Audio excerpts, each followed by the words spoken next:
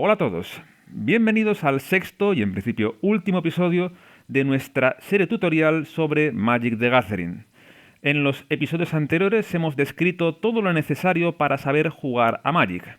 Hoy lo que haremos será describir algunas mecánicas de juego que no hemos descrito hasta ahora, ya que no era necesario para explicar los fundamentos del juego. Eso sí, estas mecánicas se usan de forma muy habitual en Magic y os las vais a encontrar sí o sí a todos los niveles de juego. He dividido las mecánicas en tres bloques. El primero contiene las mecánicas más básicas y sencillas que os vais a encontrar. El segundo contiene mecánicas que también son de uso habitual, pero que pueden ser más complejas de explicar. Y por último, el tercer bloque contiene algunas mecánicas obsoletas, es decir, que ya no se utilizan en cartas modernas, pero que os podéis encontrar a muchos niveles de juego. Sin más dilación, comenzamos a describir las mecánicas de uso habitual en Magic. La primera mecánica que vamos a explicar se llama contrarrestar, o counter en inglés. Está presente solo en hechizos de tipo instantáneo y casi en exclusiva en el color azul. Su función es anular un hechizo que se encuentre en la pila. Los counters hacen objetivo a un hechizo en la pila. Si se resuelven, el hechizo objetivo queda anulado o contrarrestado y se va al cementerio sin hacer ningún efecto. Aquí os pongo un ejemplo trivial del uso de un counter. Supongamos que estamos en el turno de nuestro oponente y él decide lanzar este hechizo de criatura. Recordad que la criatura no entra directamente a la mesa, sino que va a la pila, y ambos jugadores pueden responder mediante instantáneos o habilidades activadas. Vamos a responder con un counter, un hechizo de contrarrestar, llamado Cancel, el cual contrarresta un hechizo objetivo. Es decir, elegimos cualquier hechizo que esté en la pila como objetivo, el cual quedará anulado cuando se resuelva nuestro counter. Supongamos que nadie puede responder, así que comenzamos a resolver la pila. Primero se resuelve el hechizo de arriba del todo, es decir, nuestro counter, el cual contrarresta el hechizo de criatura de nuestro oponente. Este, al ser contrarrestado, abandona inmediatamente la pila y se va al cementerio de su controlador. Todos los hechizos de contrarrestar funcionan básicamente así. Algunos tienen limitaciones sobre qué tipos de hechizos pueden contrarrestar, y otros hacen más cosas aparte de contrarrestar hechizos, pero todos en esencia funcionan igual. Una última advertencia.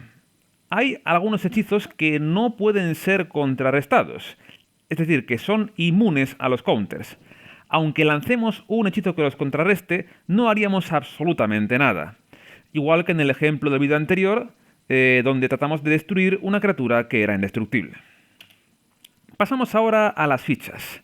Ya lo expliqué por encima del vídeo anterior. En Magic, algunos hechizos o habilidades tienen como función crear fichas. Las fichas son permanentes. Generalmente suelen ser o criaturas o artefactos. Se comportan de forma casi idéntica al resto de cartas, con la diferencia de que no están representados por cartas propiamente dichas. Los jugadores pueden representar una ficha con cualquier objeto que acuerden. Ese objeto tiene las características de un permanente, tal cual se describen en el hechizo que los crea. Aquí pongo el ejemplo que ya mostré en el vídeo anterior. Esta criatura, cuando ataca, crea una ficha de pájaro 1/1 blanco que entra girado y atacando. Cuando esta habilidad se resuelve, cogeremos cualquier objeto que acordemos y lo trataremos como una criatura blanca 1/1 con la habilidad de volar subtipo pájaro, recordando que es un permanente tipo ficha. La única gran diferencia que tienen las fichas con respecto a las cartas normales es que una ficha, cuando deja el campo de batalla, por el motivo que sea, deja de existir. No va a ninguna otra zona del juego, simplemente desaparecen y dejan de existir. Como ya he dicho, la mayoría de fichas en Magic suelen ser de tipo criatura o de tipo artefacto. Antes he puesto un ejemplo de una ficha tipo criatura. Ahora os pongo un ejemplo de una ficha tipo artefacto. La carta que la crea es la que muestro aquí en la imagen. Es una criatura con varias habilidades, donde la que nos importa es la última. Dice que al inicio de nuestro paso final, creamos una ficha de tesoro por cada criatura que nos aficha que haya muerto este turno. Nos aclara que las fichas de tesoro son artefactos con una habilidad activada. Esta se activa girando la ficha y sacrificándola, y su efecto es generar un maná de cualquier color. Como es una habilidad de maná, recordad que no usa la pila, así que el oponente no puede responder a ella. Vamos ahora con otra mecánica que ya anticipé en el vídeo anterior, que son los contadores. Los contadores son efectos permanentes sobre las cartas en el campo de batalla o sobre los propios jugadores. Generalmente los representamos con dados o con fichas. Los más comunes son los contadores +1/+1, los cuales dan un punto extra de fuerza y resistencia cuando están colocados sobre una criatura. Aparte de esto, solo tenéis que saber que cuando una carta con contadores abandona la mesa, los contadores desaparecen, de modo similar a las fichas. Aquí os pongo un par de ejemplos fáciles de cartas que crean contadores +1/+1. La primera tiene dos habilidades relacionadas con estos contadores. La primera es una disparada. Cuando la criatura entra al campo de batalla, ponemos un contador +1/+1 sobre una criatura objetivo que controlamos. Es decir, elegimos cualquier criatura que tengamos en mesa y le ponemos ese contador. Si no tenemos ninguna aparte de esta, pues se lo podemos poner a esta misma. Su segunda habilidad dice que cada criatura que controlemos que tenga un contador +1/+1 tiene la habilidad de arrollar. Recordad que arrollar implica que cuando la criatura es bloqueada, puede asignar cualquier punto de daño sobrante al jugador o Planeswalker al que ataca. En segundo lugar, os muestro una criatura con una sola habilidad, una disparada. Dice que siempre que robemos una carta, le ponemos un contador +1/+1 a esta criatura. La carta que robamos en el paso de robar también cuenta, por lo que cada turno tenemos asegurado ponerle un contador más. Sí, los contadores +1/+1 se pueden acumular. Pueden ponerse tantos como se quiera sobre una misma criatura, y su efecto es acumulativo. Cada contador +1/+1 da un punto extra de fuerza y resistencia a la criatura. Seguimos con más conceptos de uso habitual. Este ya lo he explicado alguna vez ya que es muy evidente. Destruir. Un efecto que dice que se destruya un objeto X hace que ese objeto se vaya al cementerio de su controlador. X, el objeto X, debe estar en el campo de batalla. No puede estar en el cementerio, en la pila u otra zona. Debe estar en el campo de batalla. Y os recuerdo que si un objeto es indestructible, aunque un efecto diga que se destruya, no puede ser destruido. Aquí os pongo dos ejemplos de cartas con la capacidad de destruir. El primero permite destruir una criatura o Planeswalker objetivo siempre que su coste de maná convertido sea de 3 o menos. Aquí tenemos un nuevo concepto, coste de maná convertido. Es el coste total de maná de una carta, independientemente de su color. Por ejemplo, esa misma carta, el Eliminate, cuesta un maná negro y un maná incoloro, por lo que su coste convertido es 2, ya que cuesta 2 manás en total. Para el coste convertido no se tiene en cuenta el color, solo el número total de manás que cuesta.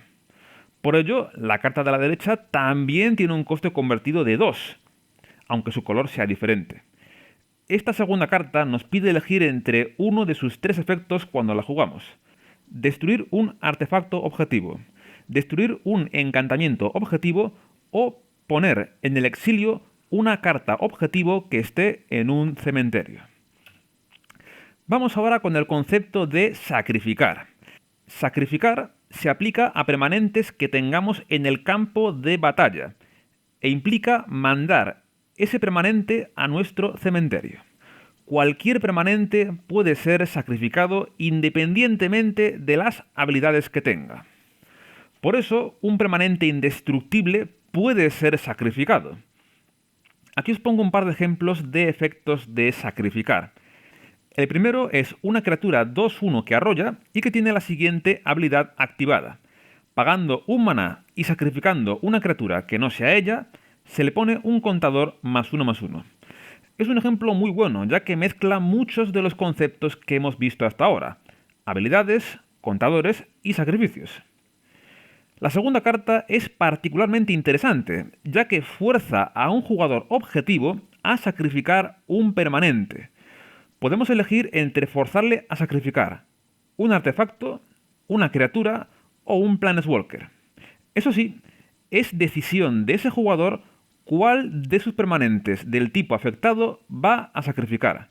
Si por ejemplo tiene dos criaturas y le forzamos a sacrificar una, él o ella elige qué criatura va a sacrificar. Si tuviera solo uno, pues no tendría alternativa y lo tendría que sacrificar, aunque sea indestructible o tenga antimaleficio. Si algo ha de ser sacrificado, no importa qué habilidades tenga. Pasamos a la mecánica de adivinar, en inglés scry. Siempre va con un número X. Adivinar X implica mirar las siguientes X cartas de nuestra biblioteca. Tras hacerlo, podemos poner cualquier número de esas cartas en el fondo de la biblioteca. El resto lo ponemos de vuelta en la parte superior y las ponemos en el orden que nosotros queramos. Aquí os pongo dos ejemplos. El primero es una carta muy famosa en Magic, el Optar, con el que adivinamos una y luego robamos una carta. Es decir, miramos la primera carta de la biblioteca. Si nos gusta, la dejamos arriba y la robamos. Si no nos gusta, la ponemos en el fondo y robamos la siguiente. Por solo un maná azul, y siendo además un instantáneo, es una carta muy buena. El segundo ejemplo es un conjuro verde que nos adivina 3. Es decir, miramos las primeras 3 cartas y luego podemos poner cualquier cantidad de ellas en el fondo y cualquier cantidad de ellas de vuelta en la parte superior, siempre ordenadas como nosotros queramos. Y luego nos manda revelar la primera carta de la biblioteca. Y si es una criatura o una tierra, la robamos, la ponemos en nuestra mano. Ahora vamos con el concepto de luchar. Es una mecánica habitual del color verde e implica que dos criaturas luchen entre sí. Esto significa que ambas se atacan mutuamente por un daño igual a su fuerza. Es parecido a lo que ocurre cuando una criatura es bloqueada por otra. La diferencia está en que habilidades como dañar primero, dañar dos veces o arrollar no tienen efecto en este caso, ya que por definición solo tienen efecto en combate. Pero por ejemplo, toque mortal sí tiene efecto en este caso. Aquí os pongo de nuevo dos ejemplos de cartas que implican luchar. La primera es un conjuro que dice que una criatura objetivo nuestra lucha con una criatura objetivo oponente. Es decir, que ambas se atacan simultáneamente por un daño igual a su fuerza. La segunda da +2/+2 a una criatura objetivo que controlamos, y luego la hace luchar con una criatura objetivo oponente. Este segundo hechizo es lógicamente más poderoso que el otro, pero la diferencia está en el coste. El primero solo cuesta un maná verde y el segundo cuesta 3, y además uno debe ser rojo y otro verde. Pasamos ahora al concepto del mill, que también solemos llamar dequear. Ahora lo han traducido como moler, aunque a mí honestamente me suena fatal. Yo siempre lo he llamado dequear, así que pienso seguir llamándolo así. En español se llama moler, en inglés mill, y en el argot muchos lo llamamos dequeo. Dequear X implica poner las primeras X cartas de la biblioteca en el cementerio. Esta mecánica lleva existiendo muchísimos años en Magic, y por lo que sea, hasta la última edición, la básica del 2021, no le habían dado nombre propio. Este viene de la carta que os pongo a la derecha, el Millstone, que es la primera carta que implementó esta mecánica. Es un artefacto que cuesta 2 manás y que tiene una habilidad activada. Pagando 2 y girándolo, el jugador objetivo dequea 2, o muele 2, o hace 1002, como queráis llamarlo, 2 cartas. Y la primera carta es otro ejemplo, un encantamiento azul que cuesta 3 manás y tiene 2 habilidades disparadas. La primera, cuando entra al campo de batalla, robamos una carta y descartamos una carta. Y la segunda habilidad dice que siempre que robemos una carta, el oponente objetivo dequea 2, o muele 2, o hace 1002. Recordad que si un jugador tiene que robar y no le quedan cartas en su biblioteca, pierde la partida. Vamos ahora con las cartas legendarias. Están todas indicadas en la barra central, donde indica los tipos de las cartas. Por ejemplo, aquí os muestro una criatura legendaria y un encantamiento legendario. La característica más importante de las cartas legendarias es que solo podemos tener una copia de cada carta legendaria en el campo de batalla. Ya veréis que es muy habitual que cuando construimos un mazo de Magic pongamos múltiples copias de una misma carta. Concretamente, se pueden llevar hasta 4 copias de una misma carta en la mayoría de los formatos. En principio no hay problema por tener varias cartas iguales en la mesa, excepto si son legendarias. Si tenemos una carta legendaria en la mesa y metemos otra igual, tenemos que sacrificar una de ellas. Como ya veis, las cartas legendarias pueden ser de cualquier tipo de permanente: criaturas, encantamientos, artefactos, tierras y planeswalkers. De hecho, en el caso de los planeswalkers, todos ellos son legendarios, sin excepción. Y ya para terminar con el primer grupo de mecánicas, voy a hablar brevemente de los emblemas. Los emblemas generalmente son creados por las cartas tipo planeswalker. Una vez son creados, son intocables, es decir, no pueden ser destruidos, sacados del juego ni nada por el estilo. Una vez que un emblema es creado, este permanece intocable hasta el final de la partida. Generalmente consisten en una habilidad, bien estática o disparada. Es muy común que los emblemas sean creados por la última habilidad de los planeswalkers, la que se suele llamar la definitiva, o ultimate en inglés, que es la que pide restar un gran número de contadores de lealtad. En este ejemplo, la habilidad definitiva de este planeswalker crea un emblema con la siguiente habilidad disparada. Al inicio del combate en tu turno, es decir, en el paso de inicio de combate, crea una ficha de soldado blanca 1/1 y luego pon un contador +1/+1 sobre cada criatura que controlas. Estas habilidades definitivas suelen ser tremendamente poderosas y hacen que sea mucho más fácil ganar la partida. Y aquí os pongo un segundo ejemplo de una planeswalker que crea emblemas. Esta es particularmente curiosa porque crea emblemas con una habilidad de sumar. En concreto, crea un emblema además para el jugador oponente, el cual le hace un punto de daño en su paso de mantenimiento. Los emblemas son acumulables, es decir, no son únicos, pueden crearse tantos iguales como se desee. En este ejemplo, cada turno podríamos dar al oponente un emblema como este, por lo que cada vez recibiría más daño en su paso de mantenimiento. Pasamos ahora al bloque de conceptos avanzados. Si bien las mecánicas que voy a explicar son más complejas que las anteriores, también os las vais a encontrar con cierta frecuencia en casi todos los niveles de Magic, por lo que es importante que al menos os suenen. Comenzamos con los costes X. Algunas cartas tienen este símbolo en sus costes de maná. Es similar a los símbolos de maná incoloro, solo que en vez de tener un número, tienen una X. Pues bien, siempre que queramos lanzar una carta con una X en su coste, deberemos elegir un valor para X, el número que nosotros queramos, 0, 1, 2, 3, 5, 15 o lo que queramos.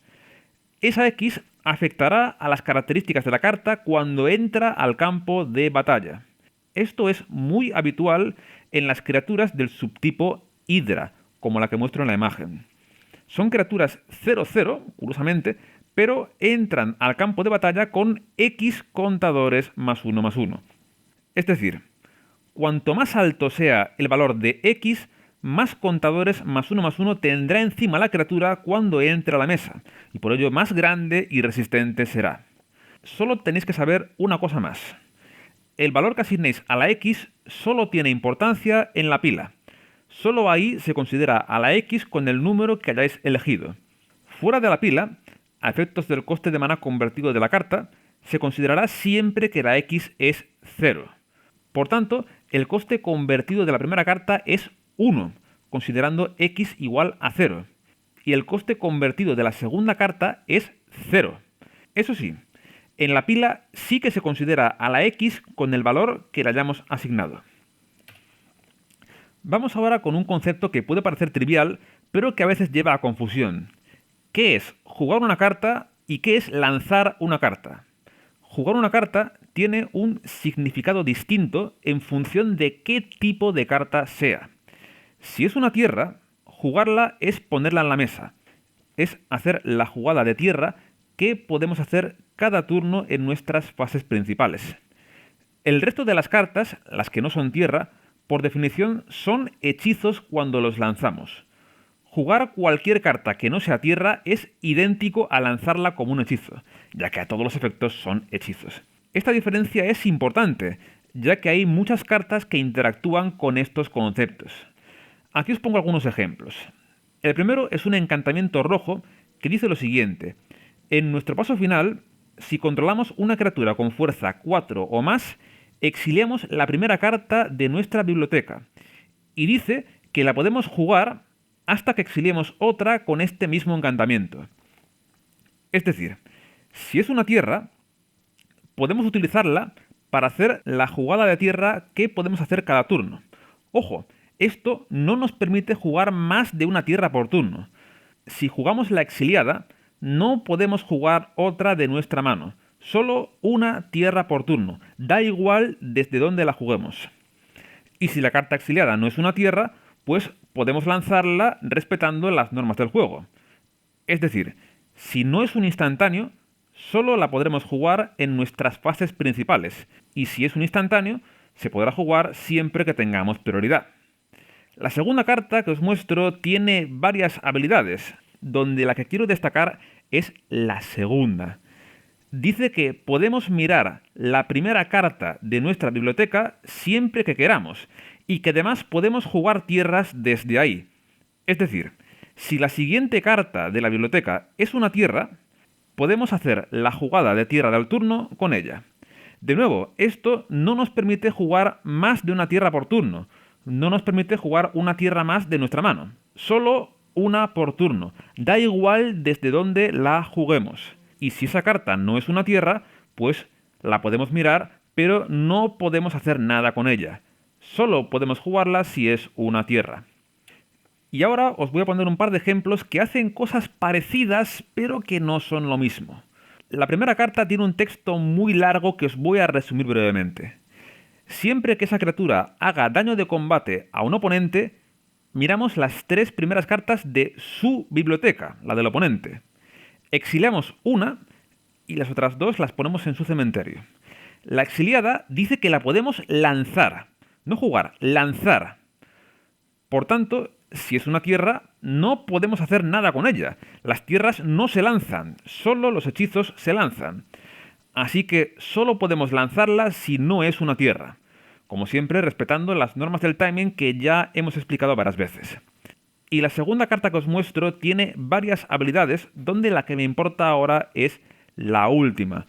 Dice que en cada uno de nuestros turnos podemos lanzar un hechizo de permanente, de coste convertido de 2 o menos, desde nuestro cementerio. Y recordad que las tierras no son hechizos, las tierras no se lanzan. Por cierto, el coste de mana convertido de una tierra se considera 0, ya que las tierras, por definición, no tienen coste de maná. Pasamos ahora a los conceptos de control y propiedad. Comenzamos con la propiedad. Cada jugador es propietario de todas las cartas con las que juega a Magic. Es decir, es propietario de todas las cartas de su biblioteca. Creo que es un concepto muy evidente. Pase lo que pase, un jugador es propietario de todas las cartas de su mazo inicial. Y además, siempre que un jugador pone una carta en la mesa, por defecto, ese jugador es el controlador de esa carta, de ese permanente. Ahora bien, el control de un permanente puede cambiar durante la partida. Hay algunas cartas que permiten ganar el control de permanentes de nuestros oponentes. Al ganar el control de un permanente, lo cogemos y lo ponemos en nuestro lado de la mesa, tratándolo como si fuera nuestro. Ese permanente sigue siendo propiedad del oponente, pero ahora está bajo nuestro control. Aquí solo debo apuntar una cosa más. Al ganar el control de una criatura, ésta sufre mareo de invocación. Es decir, al ganar su control, no podemos atacar con ella ni activarle habilidades que cuesten girarla hasta el siguiente turno. Recordad la norma del mareo. Una criatura que no ha estado bajo nuestro control desde el inicio del turno no puede atacar y no puede girarse para activar habilidades. Aquí os pongo un par de ejemplos de cartas que ganan el control de permanentes contrarios.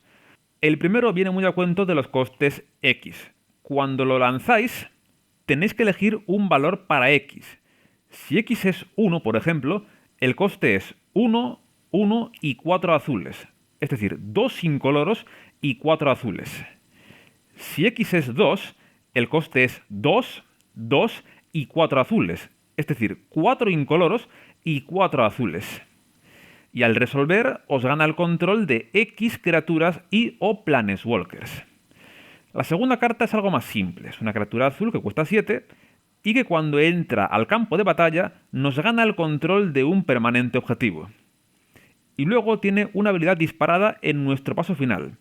Si controlamos 3 o más permanentes que no poseemos, ojo al concepto de propiedad, cartas que no son nuestras, nos roba 3 cartas. Esta carta fue considerada por Wizards of the Coast, la compañía que organiza el juego, como demasiado poderosa y fue prohibida hace poco en el formato estándar. Así que os pongo un tercer ejemplo. Una carta bastante conocida que es el Acto de Traición. Un conjuro rojo que cuesta 3, que nos gana el control de una criatura, pero solo hasta el final del turno. Además, la endereza y le da la habilidad de prisa el resto del turno. Esto es muy importante porque le permite anular el mareo de invocación. Así que, al jugar este conjuro, cogemos una criatura contraria, la ponemos en nuestro lado de la mesa y podemos atacar con ella ese turno y activarle habilidades, aunque al final del turno tenemos que devolverla al oponente. Vamos ahora con los efectos de conversión. Algunas cartas pueden convertir a otras en otras cosas. Aquí lo mejor es ir directamente a los ejemplos para que lo veáis. La primera carta es un instantáneo azul que convierte a una criatura objetivo en una serpiente azul 4/4 hasta el final del turno. Hay que tener en cuenta que esto no transforma el 100% de la carta, solo cambia aquello que se le indica, reemplazando las características indicadas. Por ejemplo, en este caso, la carta afectada sigue siendo criatura, pero su color pasa a ser azul, su subtipo pasa a ser serpiente y su fuerza y resistencia se convierten en 4 y 4. Las habilidades que tuviera se mantienen. Por ejemplo, si esa criatura volaba, sigue volando. Y el segundo ejemplo que os pongo es un instantáneo verde que hace lo siguiente. Pone 9 contadores +1/+1 sobre una tierra objetivo que controlamos y la convierte en una criatura legendaria 0/0 elemental con la habilidad de prisa que se llama Vitu-Ghazi y que sigue siendo una tierra. Recordad que solo cambia los atributos que se indican. Es decir, la tierra pasa a ser una criatura, pasa a ser legendaria si no lo era. Su fuerza y resistencia son 0 y 0, aunque antes se le ponen 9 contadores +1/+1 encima. Su subtipo es elemental, le cambia el nombre y le da la habilidad de prisa. Mantiene el resto de habilidades que tuviera la tierra. Es decir, aún podemos girarla para generar maná. Y nos indica que mantiene el tipo tierra. Esto es importante. Si no dijera eso, al transformarla en criatura, sobreescribiría todos sus tipos previos. Aquí nos indica que mantiene el tipo tierra, aparte del tipo criatura que ha ganado con la transformación. Al final del todo, la carta afectada sería lo siguiente. Una criatura tierra, de subtipo elemental, 0 y 0, con 9 contadores +1/+1, con la habilidad de prisa y con todas las habilidades previas de la tierra, incluyendo las de generar maná. Estos solo son un par de ejemplos, pero en verdad podéis encontrar muchísimos más en vuestra experiencia en el mundo del Magic. Pasamos ahora a un concepto similar, que es el concepto de copiar. Copiar tiene dos significados distintos en función de si se copia un hechizo o un permanente. En el caso de los hechizos es fácil. Solo afecta a los hechizos en la pila. Lo que hace es crear un nuevo hechizo con las mismas características. Por ejemplo, el encantamiento que os muestro a la izquierda dice que siempre que lancemos nuestro primer hechizo de instantáneo o conjuro cada turno, nos lo copia, pudiendo elegir nuevos objetivos para las copias. Por ejemplo, si lanzamos un Shock, ese instantáneo que hace 2 puntos de daño a cualquier objetivo, este encantamiento nos lo copiaría. Es decir, metería en la pila un segundo Shock por encima del anterior, pudiendo, si queremos, elegir un objetivo distinto. En segundo lugar, copiar tiene otro significado cuando se aplica a permanentes. Hay efectos y habilidades que copian permanentes. La copia puede ser una ficha creada ex profeso o puede ser una carta que se convierta en una copia de otra.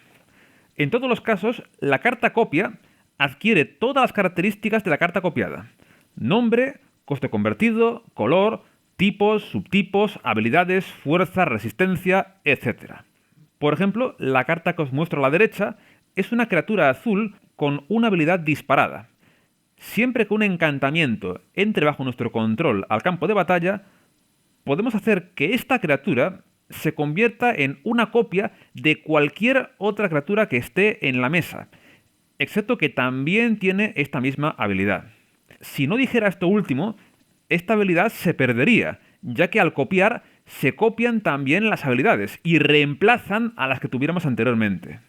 Al mantener la habilidad, nos permite copiar una carta distinta cada vez que se dispare. De nuevo, cartas como esta os encontraréis a casi todos los niveles en Magic, y cada una se comporta de un modo distinto, así que vuestra propia experiencia será lo más importante para entender bien los efectos de copiar y convertir. Y ya para terminar con el vídeo, os voy a explicar un par de mecánicas que se consideran obsoletas, es decir, mecánicas que ya no se utilizan en cartas modernas, pero que se han utilizado mucho en los 20 y pico años de historia de Magic y que os podéis encontrar en función del nivel al que jugáis. Empezamos por la mecánica de regenerar. Es importante ya que se utilizó en la primera edición de Magic, en 1993, y solo dejó de usarse hace unos pocos años. Regenerar es una habilidad activada presente en criaturas, cuyo coste depende de la carta concreta. Al activarla ocurre lo siguiente: hasta el final del turno, si esa criatura fuese a ser destruida a morir, en vez de eso, se gira, se retira del combate y se le retira todo el daño. A día de hoy, esta mecánica ya no se usa, sino que se ha reemplazado por efectos tales como indestructible o permitir que las cartas retornen del cementerio al campo de batalla tras morir. Una segunda habilidad obsoleta común sería el cruzar tierras, en inglés Landwalk. Hay 5 tipos de variantes de esta habilidad, una para cada tipo de tierra básica: cruzar llanuras, cruzar islas, cruzar pantanos, cruzar montañas y cruzar bosques. Si una criatura cruza un tipo de tierras y el oponente tiene alguna tierra de ese tipo, la criatura es inbloqueable. Por ejemplo, la criatura de la izquierda tiene cruzar pantanos. Eso quiere decir que si el oponente controla un pantano, la criatura es inbloqueable. Y ya para terminar, vamos con la habilidad de velo, Shroud en inglés, la cual implica que el objeto con velo no puede ser objetivo de hechizos o habilidades. Es decir, es casi igual que el antimaleficio, el Hexproof, pero también incluye nuestros propios hechizos y habilidades. Antimaleficio impide que el oponente haga objetivo a la carta o jugador, pero nosotros seguiríamos pudiendo hacerlo objetivo con nuestros hechizos y habilidades. La habilidad de velo, por su lado, impide a la carta o jugador ser objetivo de cualquier hechizo o habilidad independientemente de qué jugador lo lance. Aquí os pongo un par de ejemplos. El primero, curiosamente, tiene tanto velo como cruzar islas, es decir, que si el oponente controla islas, la criatura es imbloqueable. Y el segundo ejemplo muestra que el velo puede ser dado al jugador. Es un instantáneo que nos da velo a nosotros como jugadores el resto del turno, por lo que no podremos ser objetivo de hechizos o habilidades, sean de quien sean, hasta el final del turno. Y con esto ponemos punto final a nuestra serie tutorial sobre Magic the Gathering.